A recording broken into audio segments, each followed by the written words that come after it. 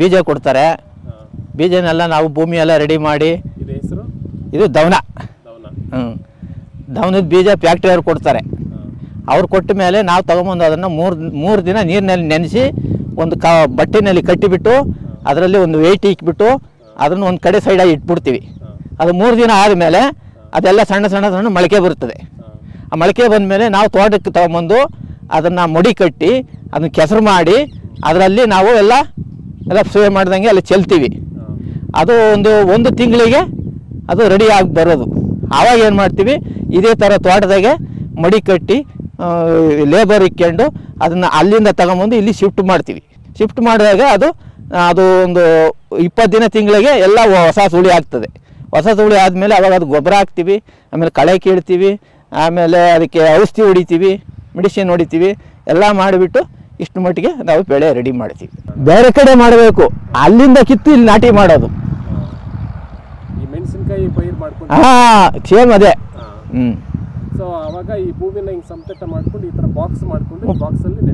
ಬಾಕ್ಸಲ್ಲಿ ಲೇಬರ್ ನಿಕ್ಕೊಂಡು ಮೆಟ್ಟಬೇಕು. ನಾವೇ ಮಾಡೋಂಗಿಲ್ಲ, ನಾವು ಮಾಡೋಕೆ ಆಗೋದಿಲ್ಲ, ಜನ ಬೇಕು.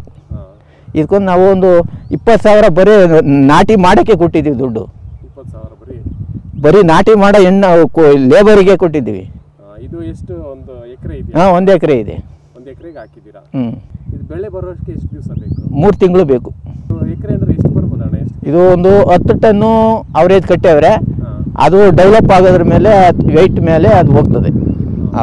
ಸಾರ ಸೆಟ್ಟು 10 ಟನ್ನು 1 ಎಕರೆಗೆ ಬರುತ್ತೆ. ಒಂದು ಟನ್ಗೆ ಎಷ್ಟು ರೇಟ್ ಇದೆ? ಇಲ್ಲಿ 15,000 ಕೊಡ್ತಾರೆ. ಒಂದು ಟನ್ಗೆ 10 ಟನ್ ಬರುತ್ತೆ. 10 ಟನ್ನು 1.5 ಲಕ್ಷ. 1.5 ಲಕ್ಷ. ನೀರು 1 ವಾರದಲ್ಲಿ 4 ದಿವಸಕ್ಕೆ ಒಂದು ಸಾರಿ ಇದಕ್ಕೆ ಹಾಯಿಸ್ಬೇಕು. ನೋಡಿ, ಇಲ್ಲೆಲ್ಲ ಮಡಿ ಒಳಗೆ ಚೆನ್ಕೆ ಒಳಗೆ ನಾವು ಕಟ್ಟಬೇಕು. ಅದೆಲ್ಲ ಮಡಿ ಓಪನ್ ಮಾಡಿ ಬಿಟ್ಕೊಂಡೋಗಿ ಎಲ್ಲ ಮಡಿ ಓಪನ್ ಮಾಡಿ ಕಟ್ಟಬೇಕು. ಅವರೇ ಬೀಜ ಕೊಡೋದು, ಅವರೇ ಕಂಪ್ನಿಯವರೇ ಕೊಡ್ತಾರೆ. ಈ ಐಟಮನ್ನು ಅವರೇ ತಗೊತಾರೆ. ಇದು 2 ತಿಂಗಳಾಗಿದೆ. ಸೊಸಿ ಅಲ್ಲಿ ಬೀಜ ಬಿಟ್ಟಿರೋದು 1 ತಿಂಗಳು, ನಾವು ನಾಟಿ ಮಾಡಿ ಆಗಿರೋದು 1 ತಿಂಗಳು. 2 ತಿಂಗಳಾಗಿದೆ. ನೆಕ್ಸ್ಟ್ ಇನ್ನೊಂದು ತಿಂಗಳಿಗೆ ಇದು ಕಟಾವು ಆಗ್ತದೆ. ಇದರಲ್ಲಿ ಒಂದು ಆ ಥರ ಕುಡ್ಲೈತೆ. ಅದರಲ್ಲಿ ಅದು ಕೋಲ್ಡ್ ಟೈಮು, ಬಿಸಿಲಿನಲ್ಲಿ ಕಟ್ ಮಾಡೋಂಗಿಲ್ಲ. ಕೋಲ್ಡ್ ಟೈಮ್ನೇ ಕಟ್ ಮಾಡಬೇಕು. ಕೋಲ್ಡ್ ಟೈಮ್ನಾಗೆ ಅದನ್ನು ಒಂದು ಟ್ಯಾಕ್ಟ್ರಲ್ಲೋ ಲಾರಿಯೆಲ್ಲ ತುಂಬ್ಕೊಬೇಕು. ಅದನ್ನ ವೆಯ್ಟ್ ಮಾಡಿಸ್ಬಿಟ್ಟು ತೊಗೊಂಡೋಗಿ ಫ್ಯಾಕ್ಟ್ರಿಗೆ ಹಾಕ್ಬೇಕು. ತೂಕ ಮಾಡ್ಕೊಂತಾರೆ, ಒಳಗಡೆ ಅನ್ಲೋಡ್ ಮಾಡ್ಕೊತಾರೆ. ಅದು ಬಾಯ್ಲರ್ ಇರ್ತದೆ, ಅದು ಒಳಗಡೆ ಹಾಕ್ತಾರೆ. ಆಮೇಲೆ ಏನು ಮಾಡ್ತಾರೆ ಅಂತ ನಮಗೆ ಗೊತ್ತಿಲ್ಲ.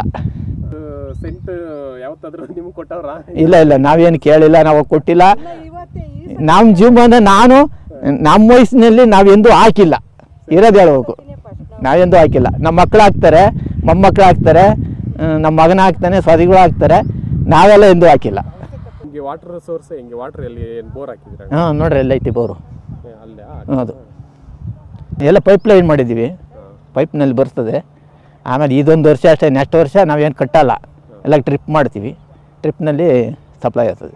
ಇದಕ್ಕೂ ಟ್ರಿಪ್ ಮಾಡಿಬಿಡ್ತೀವಿ? ಹಾಂ, ಎಲ್ಲಕ್ಕೂ ಟ್ರಿಪ್ ಮಾಡೋದು.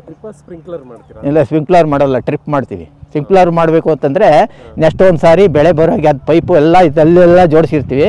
ಅದೆಲ್ಲ ಸೈಡ್ಗೆ ಎತ್ತಬೇಕು. ಇದಾದರೆ ಒಂದು ಪೈಪ್ ಹಾಕಿರ್ತೀವಿ, ಅದನ್ನ ತೆಗೆದು ಸೈಡಿಗೆ ಇಕ್ಬಿಡ್ತೀವಿ. ಆಮೇಲೆ ಉಳುವೆ ಮಾಡ್ಬೋದು, ಬೆಳೆ ಇಕ್ಬೋದು. ನೆಕ್ಸ್ಟ್ ಅದನ್ನ ಹಂಗೆ ಜೋಡಿಸ್ಬೋದು ನಾವು, ಏನು ತೊಂದರೆ ಇಲ್ಲ. ಇಲ್ಲ, ಒಂದೇ ರೇಟು, ಇದೇನು ತೊಂದರೆ ಇಲ್ಲ. ರೇಟಿಂದ ಏನು ತೊಂದರೆ ಇಲ್ಲ. ನಮಗೆ ಹಾಕ್ಬೇಕು. ಮಧ್ಯೆ ನಮಗೆ ಹಣ ಬೇಕು ಅಂದ್ರೂ ಕೊಡ್ತಾರೆ, ಅವ್ರೇನು ತೊಂದರೆ ಮಾಡಲ್ಲ. ನಮಗೇನು ಖರ್ಚಿಗೆ ಇವಾಗ ನಮ್ಮ ಹತ್ರ ಹಣ ಇರಲ್ಲ. ಇದಕ್ಕೆ ಇದರ ಕೆಲಸ ಮಾಡಬೇಕು, ಇದಕ್ಕೆ ಮೆಡಿಸಿನ್ ಹೊಡಿಬೇಕು, ಲಾಗೌಡ್ ಹಾಕಬೇಕು. ಇಲ್ಲ ನಮಗೇನೋ ಹಿಂಗೆ ತೊಂದರೆ ಆಯಿತು ಅಂದರೆ ಅಲ್ಲಿ ಸ್ವಲ್ಪ ಕೊಡ್ತಾರೆ, ಅದೇನು ತೊಂದರೆ ಇಲ್ಲ. ನಮ್ಮಲ್ಲಿ ಅಲ್ಲಿ ಇದು ಮಾಡ್ಕೊತಾರೆ. ನಮಗೊಂದು 10,000 ಬೇಕು, 50,000 ಬೇಕು, 20,000 ಬೇಕು, ಕೊಡ್ತಾರೆ. ನಮ್ಮ ಮಾಲ್ ಹೋದಾಗ ಅವ್ರು ಕಟ್ ಮಾಡ್ಕೊತಾರೆ. ಯಾವಾಗಲಾದರೂ ನೀವು ತಗೊಂಡಿದ್ದೀರಾ ಅವ್ರ ಹತ್ರ? ತಗೊಂಡಿದ್ದೀವಿ. ಕೊಡ್ತಾರೆ. ಈಗ ನಾನು ಈ ಬೆಳೆ ಹಾಕಬೇಕು ಅಂದ್ಕೊಳ್ಳಿ, ಅವ್ರಿಗೆ ಹೋಗಿ ಕಾಂಟ್ಯಾಕ್ಟ್ ಮಾಡಬೇಕಾ, ಇಲ್ಲ ಅವರೇ ಬಂದು ನಿಮ್ಮ? ಇಲ್ಲ, ನಾವು ಕಾಂಟ್ಯಾಕ್ಟ್ ಮಾಡಬೇಕು. ನಾವು ಇಂಥ ಬೆಳೆ ಮಾಡ್ತೀವಿ ಅಂದರೆ ಅವ್ರು ಅವಾಗ ಅದನ್ನ ಇಂಥದ್ದೈತೆ ನಮ್ಮ ಹತ್ರ, ಇಂಥದ್ದು ಕೊಡ್ತೀವಿ, ಇಂಥದ್ದು ಮಾಡಿರಿ, ಹಿಂಗೆ ಮಾಡಿರಿ, ಈ ಥರ ಮಾಡಿರಿ, ಅದು ಈ ಕೋಲ್ಡ್ ಟೈಮ್ನಾಗೆ ಮಾಡೋಕೆ. ಬೇರೆ ಟೈಮ್ನಲ್ಲಿ ಮಾಡಿದ್ರೆ ಆಗೋದಿಲ್ಲ. ಅಂದರೆ ಇದು ಚಳಿಗಾಲದಲ್ಲಿ ಮಾಡೋದು? ಚಳಿಗಾಲ ಮೇಲೆ ಮಾಡೋದು. ಮಳೆಗಾಲದಲ್ಲಿ ಮುಂಗಾರು ಮಳೆ ಟೈಮಲ್ಲಿ ಆಗಲ್ಲ. ಯಾಕಣ್ಣ ಹಂಗೆ? ಇದು ತಡೆಯಲ್ಲ, ಇದು ಮಳೆಗ. ಬರೀ ನೀರು ಇದ್ರೊಳಗೆ, ಕೋಲ್ಡ್ ಇದ್ರೊಳಗೆ ಬರಬೇಕು. ಮಳೆ ಹೋಗಿದ್ರೆ ಇದೆಲ್ಲ ಡ್ಯಾಮೇಜ್ ಆಗುತ್ತದೆ, ಏನೂ ಇರೋದಿಲ್ಲ. ಅಂದರೆ ಇದು ಚಳಿಗಾಲದ ಬೆಳೆ ಒಂದು? ಚಳಿಗಾಲದ ಬೆಳೆ. ಅಂದರೆ ಒಂದು ವರ್ಷಕ್ಕೆ 1-2 ಸಾರಿ ತೆಗಿಬೋದು? ಇಲ್ಲ, ಒಂದೇ ಸಾರಿನೇ. ನೆಕ್ಸ್ಟ್ ಬಂದ್ಬಿಡ್ತೀನಿ ನಾನು ಜನವರಿ ಫೆಬ್ರವರಿ ಮಾರ್ಚ್ ತಿಂಗಳಿಗೆಲ್ಲ ಮಳೆಗಾಲ ಹುಟ್ಕೊಂಡ್ಬಿಡ್ತದೆ. ಅಲ್ಲಿಂದ ಇದು ಇದ್ರೂ ಪ್ರಯೋಜನ ಇಲ್ಲ, ವೇಸ್ಟು. ಆಮೇಲೆ ಅವರು ನಾವು ತಗೊಂಡೋಗಿ ಕೊಟ್ಟರು ತಗೊಳೋದಿಲ್ಲ, ಆಯಿಲ್ ಬರೋದಿಲ್ಲ ಇದರಲ್ಲಿ. ಅದೆಲ್ಲ ಬಿದ್ದುಬಿಟ್ಟು ಮಳೆ ಬಿದ್ದುಬಿಟ್ಟು ಇದು ಒಂಥರ ಇದಿರ್ತದೆ, ಸುಂಕಿರ್ತದೆ ಇದೆಲ್ಲ ನೋಡಿ, ಈ ಥರ ಬಿಳುಪು ಅದೆಲ್ಲ ಹೋಗ್ಬಿಡ್ತದೆ. ಅದೆಲ್ಲ ಹೋದ್ಮೇಲೆ ಬರೀ ಗಿಡ ಆಗ್ಬಿಡ್ತದೆ, ಅವಾಗ ಅವ್ರು ತಗೊಳೋದಿಲ್ಲ. ಇಲ್ಲ ಇಷ್ಟೆತ್ರ ಬರ್ತದೆ, ಇಷ್ಟೆತ್ರ ಇಷ್ಟೆತ್ರ ಬರ್ತದೆ. ಎಲ್ಲ ಹೂವು ಸಣ್ಣ ಸಣ್ಣ ಸಣ್ಣ ಸಣ್ಣ ಸಣ್ಣ ಹೂವು ಬರ್ತದೆ. ಅದು ಆ ಮಗ್ಗು ಬಂದು ಅದು ಎಲ್ಲ ಉದುರಿ ಕಾಯಾಗಿ ಅದೊಂದು ಸ್ವಲ್ಪ ಹಣ್ಣಾಗ್ತದೆ. ಹಣ್ಣಾದಾಗ ನಾವು ಕಟ್ ಮಾಡಬೇಕು. ವಾಸನೆ ಯಾವುದ್ರಲ್ಲಿ ಬರುತ್ತೆ ಜಾಸ್ತಿ? ಆ ಹೂವಿನಲ್ಲೇ ವಾಸನೆ. ಅದರಲ್ಲಿ ಸೆಂಟು ಬರೋದು, ಅದ್ರಾಗೆ ಈ ಗಿಡದಲ್ಲಿ ಬರೋ ಹೂವಿನಲ್ಲಿ ಸೆಂಟು ಬರೋದು. ಸೆಂಟು ಗಿಡ ಅಂದರೆ ಸೆಂಟೆಲ್ಲ ಉತ್ಪತ್ತಿ ಮಾಡೋದು ಇದರಲ್ಲೇ. ಆಮೇಲೆ ಅವ್ರು ಏನೇನೋ ಇದ್ರೊಳಗಡೆಕ್ಕೆ ಮಿಕ್ಸ್ ಮಾಡ್ತಾರೆ ಅನ್ನೋ ಗೊತ್ತಿಲ್ಲ. ಆಯಿಲ್ ಮಾತ್ರ ಇದ್ರೆ ತೆಗಿತಾರೆ, ಸೆಂಟ್ ಆಯಿಲು.